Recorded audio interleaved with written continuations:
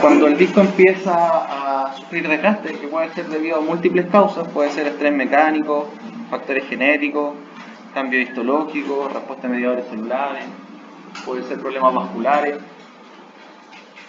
Todos esos factores que influyen en la degeneración discal, vamos a notar que en la medida que el disco se va volviendo discopático, va perdiendo altura, va perdiendo volumen, la carga se traslada hacia posterior, el pilar posterior, ¿no es cierto? O sea, menos carga anterior, más carga hacia posterior.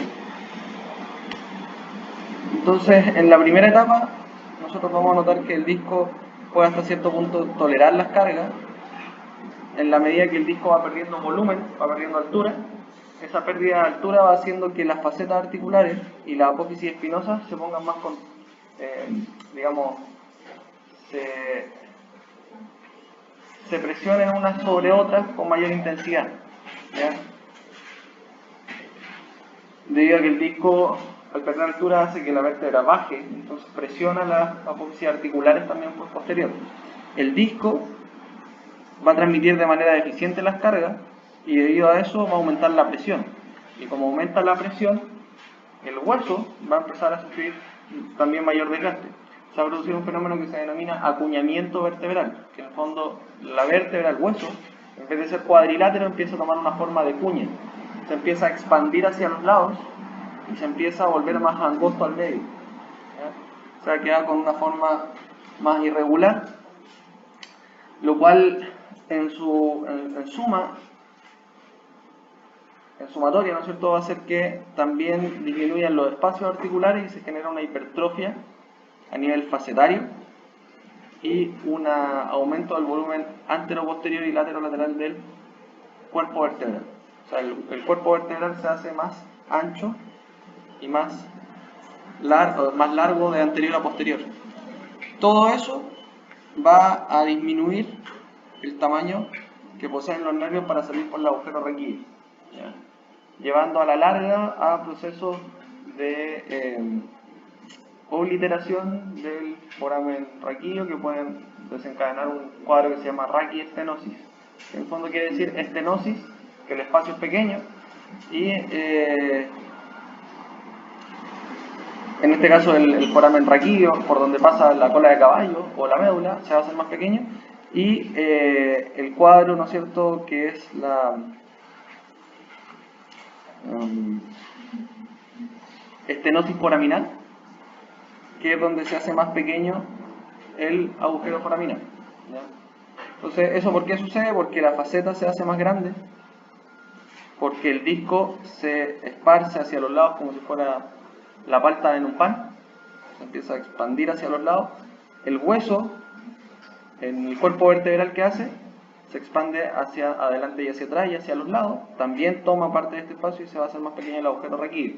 Eso es el agujero raquídeo y el agujero foraminal. Entonces se generan dos cuadros, uno que es estenosis foraminal y otro que es estenosis raquídea. La estenosis raquídea es el agujero vertebral, por donde pasa la médula y la cola de caballo, y la estenosis foraminal, que es este espacio de acá, que es el agujero foraminal.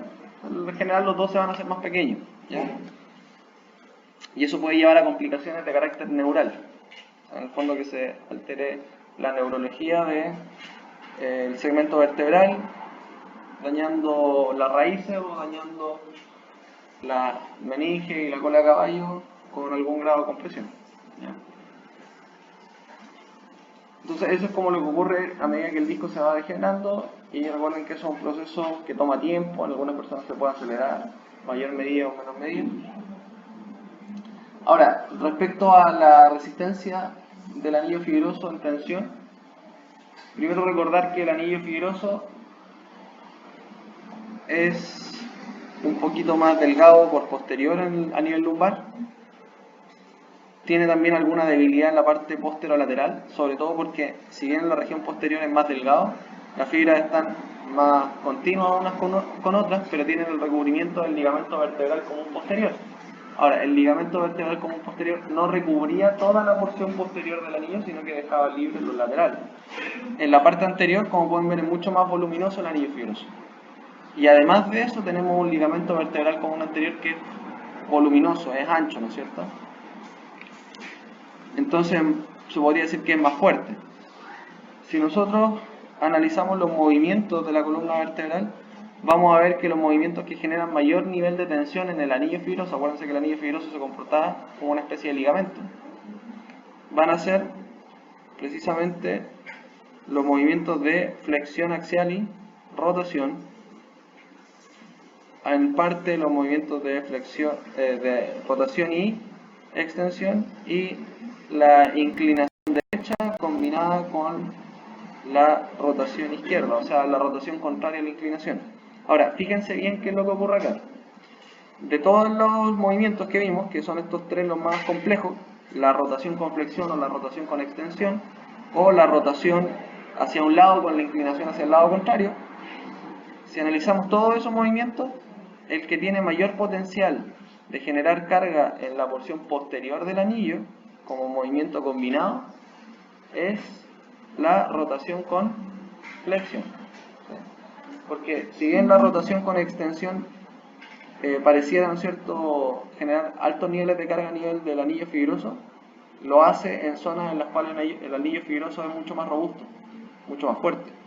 Esta zona lateral, ¿no es cierto?, es mucho más voluminosa, tiene mucho más anillo fibroso más fuerte.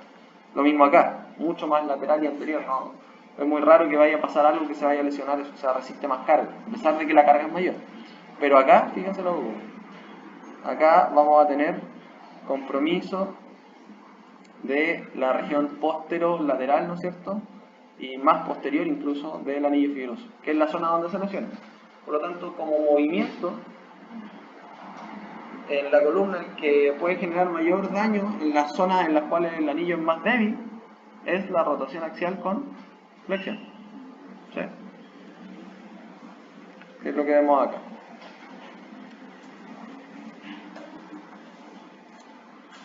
Cuando el anillo está intacto, uno pensaría que, claro, como está en buenas condiciones, el anillo es voluminoso, el disco es voluminoso, el anillo está en buenas condiciones, la vértebra se debería mover bastante, ¿no es cierto?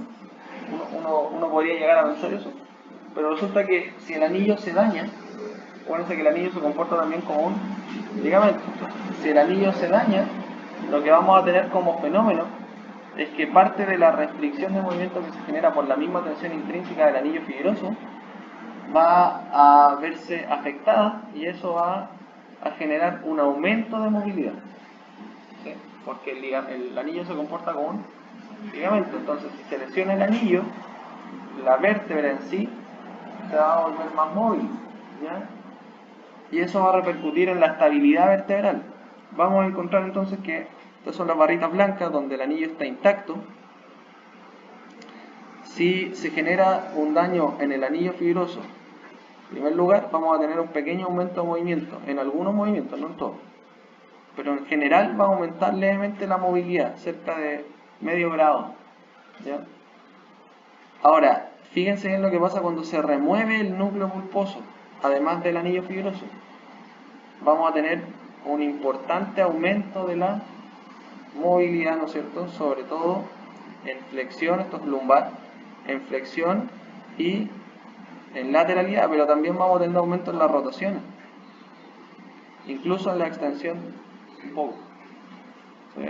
Entonces, el hecho de que el anillo y que el núcleo se dañe puede llevar a la vértebra a una hipermovilidad, a un aumento de la movilidad, que se traduce en cierto grado también en inestabilidad vertebral, porque esto es aumento de movilidad asociado a daño, o sea, el movimiento que está ocurriendo de forma natural, ¿ya? Incluso si se retira el núcleo pulposo, la movilidad tiende a aumentar, ¿sí? Y sabemos que el aumento de movilidad está asociado también a aumento de las cargas en cizalla, ¿no es cierto?, de los niveles de tensión máximo, y eso debería favorecer el desgaste o el daño del segmento vertebral, ¿ya? Obviamente el movimiento tampoco va a ocurrir de forma normal, porque si no tiene núcleo pulposo, se retira, la altura cambia y los movimientos ahora, como le había dicho antes, ocurren más en sentido del desplazamiento que del movimiento angular, ¿ya? Cuando tenemos un movimiento, esto es como bien sencillo entender, cuando tenemos un movimiento en posición de extensión, el núcleo pulposo se va a deformar hacia adelante, se va a estirar el anillo fibroso por anterior y se va a comprimir el anillo fibroso por posterior. ¿Ya? Y en flexión ocurre lo contrario, se comprime por anterior, el núcleo pulposo se deforma hacia posterior y se tensa el anillo fibroso por posterior. Y esto a su vez, esta bolita que vemos acá, genera más tensión sobre el anillo fibroso por posterior. Se lo está empujando, además para que esto que ya está tensionado pueda, ¿no es cierto?, alterarse más y generar más daño. Y por otro lado, la parte anterior, si ven acá, se comprime el anillo fibroso y esto forma como una especie de gancho donde quiere como pellizcar al anillo fibroso. ¿Lo ven o no? Como que lo estará pinzando. ¿Ven? Entonces esto, al haber menos núcleo en esta parte, cuando hay exceso de flexión, va haciendo que la carga se genere sobre el anillo, que el anillo no está preparado para la compresión, el anillo está preparado para la... ¿Qué fuerza? Para la tensión, ¿no es cierto? Entonces está aplicándole una fuerza compresiva en una zona donde debería resistir una fuerza tensible. ¿Quién va a recibir esa carga? ¿Quién va a recibir esa carga?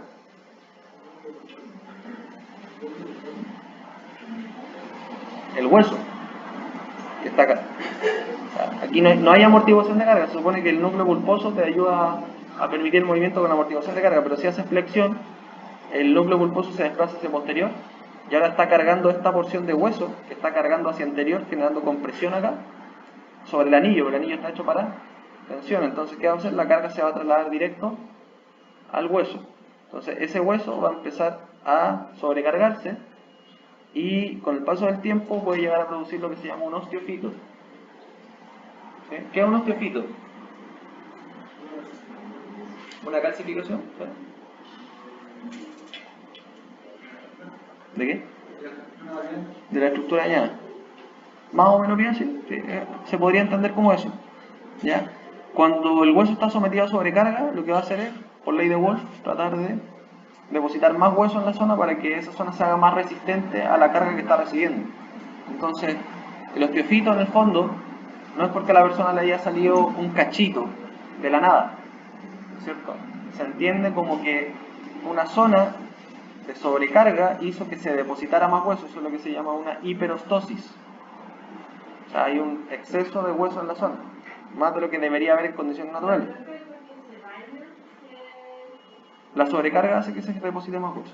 El daño, si es demasiado, puede hacer que incluso se pierda un poco de hueso en la zona, pero si es compensado, va a hacer que el cuerpo deposite más hueso para poder resistir esa carga. Ahora, claro, lo podríamos entender como daño. Es un daño que el cuerpo no es capaz de soportar, por lo tanto, ¿qué es lo que hace? Remodela la estructura para poder soportar ese daño que está recibiendo, que en este caso es compresión. Si es daño es porque ya se salió a control. Entonces, puede ser que esté o no esté inflamado. De hecho, hay veces que esto se inflama incluso y uno puede ver edema en el hueso, o sea que el hueso se llena de líquido. O que está más irrigado. Eso se ve en la resonancia. Lo importante es que aquí se va a producir más hueso porque el hueso va a tratar de decir, chuta, me están presionando tanto que necesito colocar más hueso en la zona para que esta zona sea resistente. Y empieza a producir un exceso de hueso que, como ven acá, el núcleo pulposo, o sea, el disco, ¿qué le pasó? Se está como abultando hacia adelante, es como que el disco se quiere salir, ¿no es cierto? Quiere salir más allá. Entonces, ¿qué hace el cuerpo? Dice, chuta, el disco está saliendo y además nos están comprimiendo, entonces el cuerpo hace hueso en dirección hacia el disco y termina produciendo una especie de cachito acá. ¿Sí? Una especie como, justo entre la flecha y donde está el hueso acá, que dice, mira, se me está escapando el disco, ¿qué va a hacer el cuerpo? Va a hacer hueso en esta zona de aquí. Y va a quedar una especie de pico de loro. ¿Sí? En todo el cuerpo, en todos los huesos.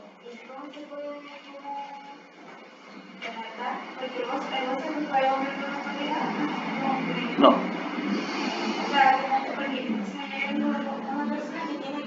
La parte de la caja la tiene como elevada. Pero yo le toco y no se siente mucho, se siente como su cuerpo, pero como hueso. Porque no se siente como en el contra. Ya, pero eso lo estás sintiendo con los dedos. Lo estás sintiendo con los dedos. Ya, si lo estás sintiendo con los dedos puede ser una cosa totalmente distinta a la que tú crees que es. Esto hay que verlo con una resonancia o con un escáner. Una resonancia O un escáner, sí. Si es que lo amerita, porque si tú me preguntas que es porque a una persona se le marca mucho la clavícula acá, puede que sea algo totalmente normal. Puede tener una hiperostosis o puede tener incluso una disyunción acromioclavicular, que sería otra cosa. ¿Ya? A veces cuando uno se guinza la articulación acromioclavicular, la clavícula queda por encima de la escápula y eso hace un desnivel. Y ese desnivel es porque se rompieron los ligamentos acromioclaviculares y queda más prominente. También hay personas que han tenido fracturas de nacimiento, o hay personas que simplemente tienen una diferencia anatómica y tienen un huesito más grueso que el otro de nacimiento. O sea, vinieron así de fábrica. ¿Ya? Cuando ocurre esto, como un cambio adaptativo del cuerpo al exceso de carga, normalmente no es reversible.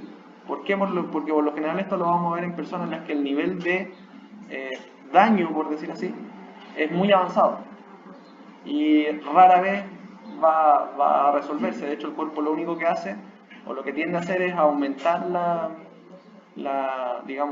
acomodación con el paso del tiempo. O sea, si tuviste una persona de 35 años un osteofito, lo más probable es que a los 60 tenga el doble.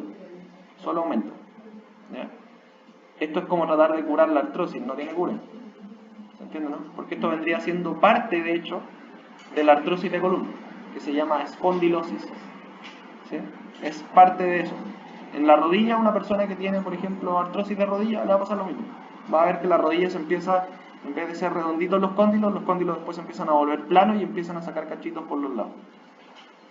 Hay condiciones un poquito distintas que se pueden dar en distintas personas, dependiendo de algunos cuadros más particulares en los cuales tienden a osificarse los ligamentos. ¿Ya? Que puede ser por enfermedad autoinmune o también por características de carga o fisioanatómicas que pueden ser propias del paciente. Y en esos casos puede ser un poquito distinto, ¿ya? Que son cuadros especiales donde no es por un problema de compresión, es un problema de tensión. Y en ese caso la tensión es tan alta que el ligamento, donde se ve tan forzado con el paso del tiempo, se empieza a calcificar. Y te puede producir también una especie de pico de loro acá, porque se tense o porque, por ejemplo, acá si esto está sometido a mucha tensión, ya no se va a generar hueso acá por la compresión que se genera, sino que por la tensión. Pero ¿quién se va a calcificar? No es que aumente el hueso para soportar la compresión, sino que se termina calcificando el tendón para poder resistir a la tensión. ¿Sí? Eso pasa también en todos los tendones del cuerpo que están sometidos a exceso de sobrecarga, ¿ya? O sea, un tendón que lleva demasiada sobrecarga se termina calcificando. Y también puede estar mediado por factores autoinmunitarios y otro tipo de cosas. De hecho, hay enfermedades específicas en la columna como la espondiloartritis anquilosante, entre otras, que producen calcificación de ligamentos. Y a esa persona, si se le calcifican demasiado los ligamentos, ¿qué va a pasar con el tiempo? Los amos muertos. ¿Sí? Quedan rígidos. Pero el fenómeno habitual es en la artrosis de columna, que se llama espondilosis, ¿sí? Cuando afecta al cuerpo vertebral, es que note que el disco se empieza a achatar y se empieza a ensanchar hacia los lados, generando una especie de pico de loro que trata de ir a buscar a este disco que se está escapando. ¿Sí? ¿Cómo se comporta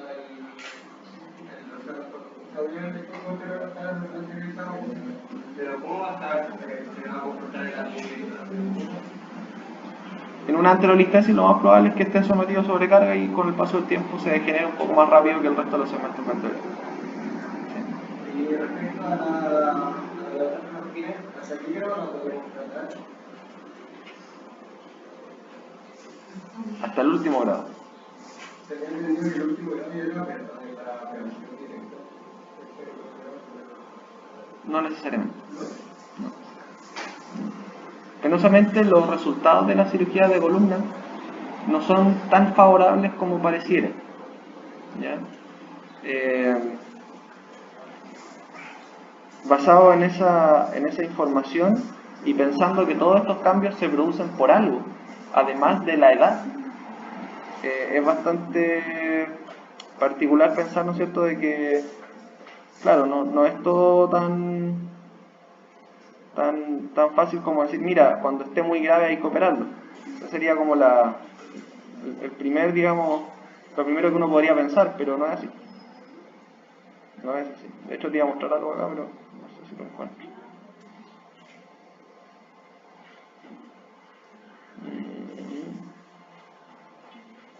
Voy a ver si lo encuentro.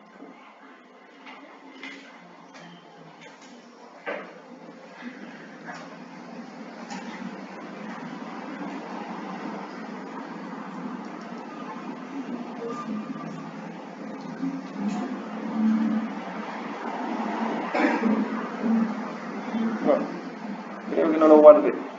Ya. Bueno, la cosa es que no es tan así. No es tan así porque piensen que esto ocurre como consecuencia consecuencia del desgaste natural.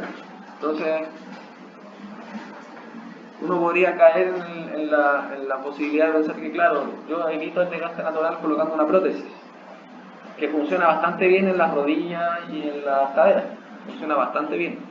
Pero el problema es que la columna es un poco más compleja y cuando se coloca una prótesis en la columna existen riesgos.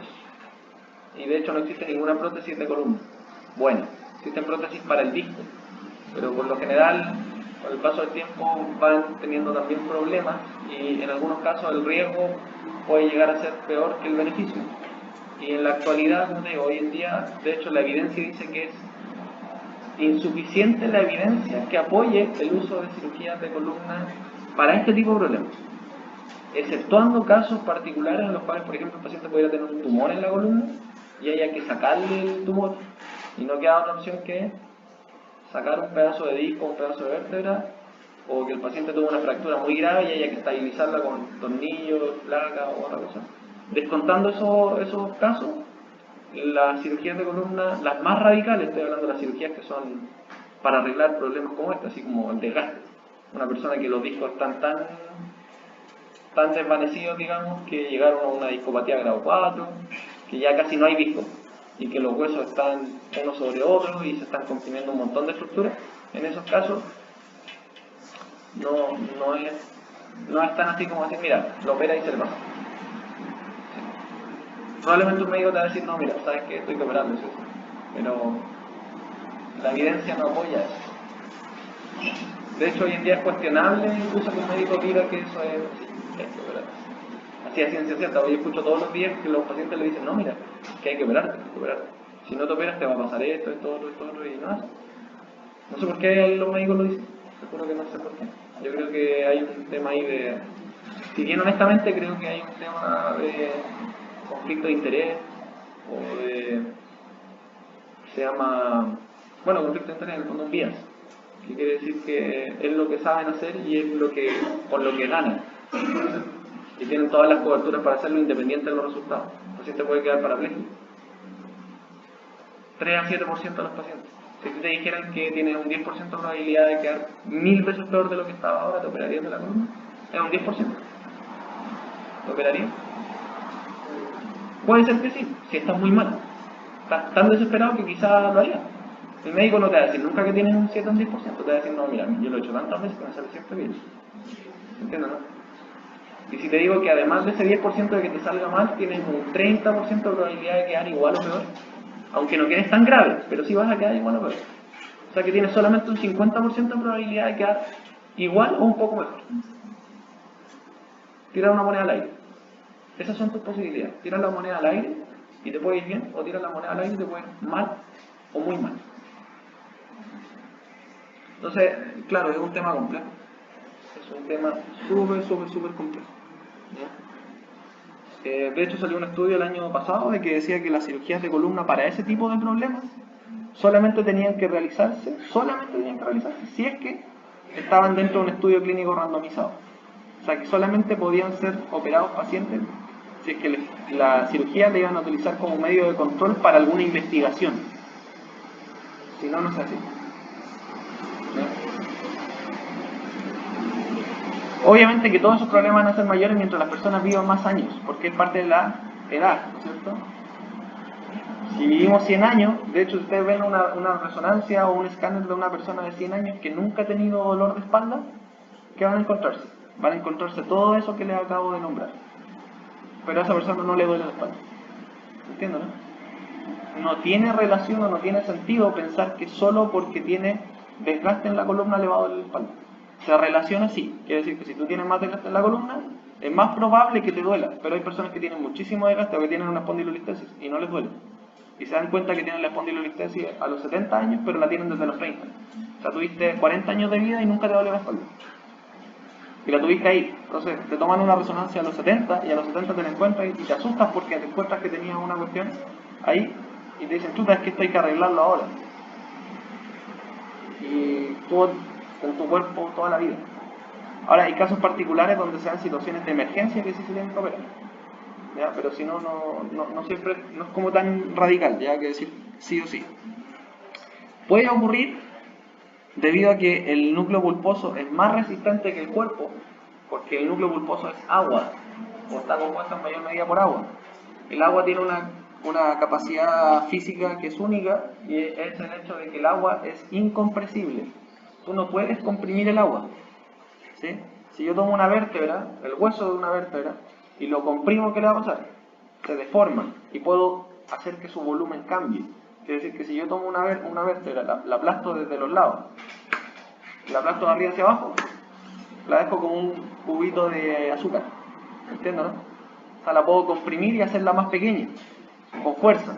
La puedo deformar, incluso hacerla más chica, que su volumen cambie, que sea de este tamaño y después hacerla más pequeña. Podría hacer eso físicamente con algo que la comprime. Con el agua no puedo hacer eso, ¿entiendes? El agua no es compresible, por eso es que se utiliza para mover, por ejemplo, una pala mecánica y un montón de otros sistemas que se llaman sistemas hidráulicos, porque utilizan agua comprimida que saben que no se comprime, ¿no es cierto?, para generar más fuerza, producen un torque mayor. Como el agua no es compresible, si se produce una compresión en la unidad vertebral, que son las dos vértebras con el disco, el agua no se va a comprimir, pero el hueso sí se puede dañar, porque el hueso es más débil que el agua, ¿se entiende? Entonces, esta agua, si tú la comprimes, para algún lado tiene que salir. O sale para atrás, produciendo la típica hernia del núcleo pulposo, o puede salir hacia arriba y hacia abajo, rompiendo el end plate y metiéndose dentro del cuerpo vertebral. ¿Sí? Eso es lo que se denomina un nódulo de Schmoll. ¿Ya? Acuérdense que hay una cuestión que se llama el triángulo de Schmoll. Igual, nódulo de Schmoll. En el fondo es una hernia o una especie de herniación que va a producirse al interior del cuerpo vertebral. ¿Sí? Y eso se debe a que el núcleo es más resistente que el cuerpo a la compresión. Se tiene que desplazar o deformar hacia algún lado, pero tú no puedes comprimir el núcleo pulposo, entonces hacia algún lado se va a ir, hacia el cuerpo, o va a romper el anillo fibroso. Si no rompe el anillo fibroso, va a romper el cuerpo vertebral, ¿se entiende? Entonces la compresión en exceso, de manera súbita, abrupta, podría generar daño a nivel de la columna, generando este tipo de lesión, ¿ya? Que obviamente aquí hay un daño en el end plate, después esto se va a remodelar y va a producir ahí una cascarita de hueso alrededor para mantener el núcleo pulposo adentro, y probablemente este núcleo pulposo va a disminuir un poco su volumen. Incluso se puede salir hacia adelante, fíjense, producirse un limbus vertebral con una especie como de cachito aquí de hueso que queda sobre adelante. ¿Qué es lo que vemos ahí? Entonces acá, si se dan cuenta, el núcleo pulposo, en vez de salir hacia atrás produciendo las típicas hernias que se ven hacia atrás, lo que hizo fue meterse dentro del cuerpo vertebral. ¿Sí? Y aquí pueden ver también cómo, mira, eso que está ahí. ¿Ven eso? Ahí hay como esto es una resonancia. En la resonancia, la cortical se ve negra. Entonces todo esto que ustedes ven negro acá, ese bordecito negro, eso es cortical, es hueso cortical, duro. Y eso que en blanco al medio es agua, porque en la resonancia se ve el agua, más que lo que no tiene agua. Lo que no tiene agua se ve negro, y lo que tiene agua se ve blanco. ¿Ya? Entonces aquí lo que tenemos es las corticales del hueso, el núcleo pulposo, esto es agua. ¿Y por qué el huesito se ve blanco? Porque tiene sangre. adentro. La parte esponjosa tiene la médula espinal, por eso se ve blanco, ¿entiendes? Pero los bordecitos se ven negros. Esos bordes negros son ligamentos y corticales, que tienen poca agua, ¿ya? Entonces, si nosotros vemos aquí, fíjense lo que pasó ahí. Este disco se fue un poquito hacia abajo, ¿no es cierto? Hizo un pequeño nódulo de Schmoll ahí, y alrededor de eso pueden ver ahí que esta parte es más blanquita y esta parte de acá también es más blanquita. Alrededor del nódulo, ¿lo ven o no? Eso es un edema óseo. Es un edema del hueso, o sea, quiere decir que en esa zona el hueso está con una mayor cantidad de agua que probablemente se deba a un fenómeno inflamatorio del hueso. ¿Entiendes? O sea, se produjo un nódulo de Schmoll ahí, hubo un impacto en compresión donde el núcleo pulposo, en vez de salir hacia atrás, lo que hizo fue romper el end-plate, dañar la cortical y tratar de irse hacia el interior del cuerpo vertebral. Y como el cuerpo vertebral se vio, ¿cierto?, sometido a un impacto fuerte por compresión, se inflamó. Y podemos observar edema alrededor del tejido, que probablemente se debe a que el cuerpo está tratando de llevar agua y sangre para producir más hueso, más fuerte en esa zona, ya que se dañó, ¿no es cierto?, y se produjo un exceso de carga. Está tratando de remodelar el hueso, ¿sí?, para que sea más fuerte. Acuérdense que el cuerpo responde, está vivo. Entonces, si tú tienes un daño que hace, se inflama, manda tejido a esa zona, etc. Aquí pueden ver eso, miren, ahí, si se dan cuenta, el huesito aquí como que se va hacia adelante. Incluso ahí produce también un poquito como de un cachito. No se va a ver muy claro porque esto es una resonancia, pero ahí, ven que hay como un cachito. Cachito. Nódulo Schmoll, cachito. Ahí hay otro. ¿Bien? Aquí tenemos una resonancia lumbar porque la anterior era torácica. Podemos ver más clarito acá, fíjense. Ahí está el edema óseo, ¿lo ven? Ahí ven como en esa partecita de ahí, justo ahí, el hueso tiene como un bocado hacia adentro. ¿Sí? Nódulo Schmoll. Ven como hacia adelante el disco está tratando como de desplazarse. ¿Por qué pasa eso? Porque si ustedes ven este segmento de acá y lo comparan con este de acá, esta vértebra está en exceso de extensión. Como está en exceso de extensión, ¿qué es lo que ocurre? Se puede observar el desplazamiento anterior del núcleo pulposo, ¿cierto? Una tendencia, pero ¿esta vértebra tiene la forma que debería tener o no? Es rara la forma que tiene, ¿no es cierto? Es como que en vez de ser cuadrada, es como que está más larga acá. Como que se hubiera alargado hacia allá.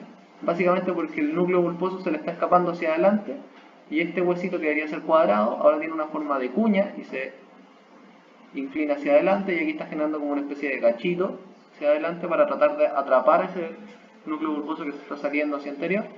Y en esta parte de acá sufrió una compresión hacia arriba, ¿no es cierto?, con un nódulo de Schmoll que produjo un edema óseo y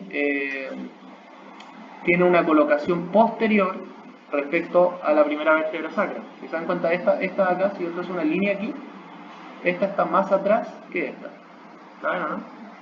Fíjense ahí en ese borde de ahí, bordecito, respecto al borde de esta. Eso es una retrolistesis. Está hacia atrás la vértebra. Si está hacia atrás, por artrocinemática se está comportando como una vértebra en extensión. Acuérdense, cuando desliza hacia posterior, se extiende. Cuando desliza hacia anterior, se flexiona.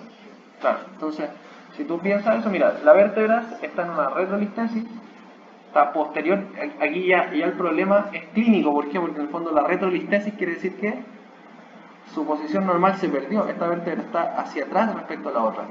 Y el núcleo pulposo se puede ver cómo se fue escapando hacia adelante porque en extensión el núcleo pulposo se desplaza hacia anterior.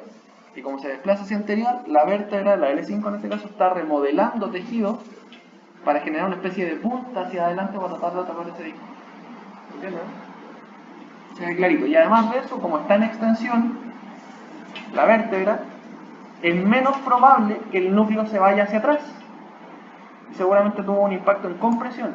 Si tú tienes un daño en flexión, ¿qué es lo que hace el disco? El núcleo, ¿para dónde se va? Se va hacia atrás. Entonces es mucho más probable que tenga una hernia posterior, ¿no es cierto? Una hernia de las típicas, de las que salen hacia atrás. Pero como este estaba en extensión, el disco se fue hacia adelante, entonces sufrió compresión ahí y el núcleo pulposo, en vez de salir hacia atrás, se fue un poquito hacia adelante y un poco hacia arriba. Porque acuérdense que adelante es más fuerte que atrás, entonces, aunque se quiera ir hacia adelante, probablemente no te va a producir una hernia adelante. ¿Sí? Y el hueso está tan sobrecargado que produce un edema. ¿Qué es lo que vemos ahí? El edema óseo.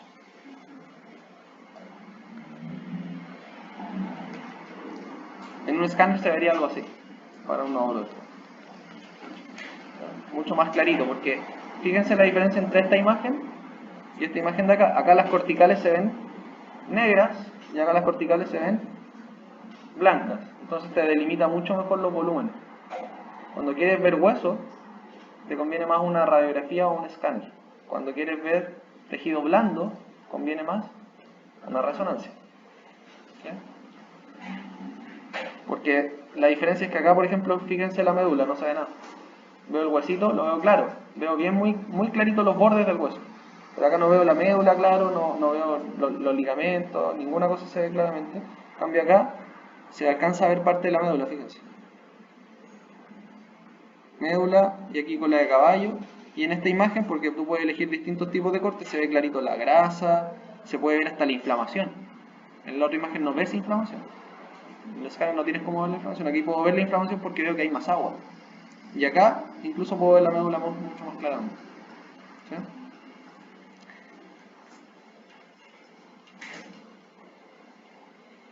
Bien. Músculos de la región abdominal. Tenemos la región anterolateral. Vamos a pausar un poco para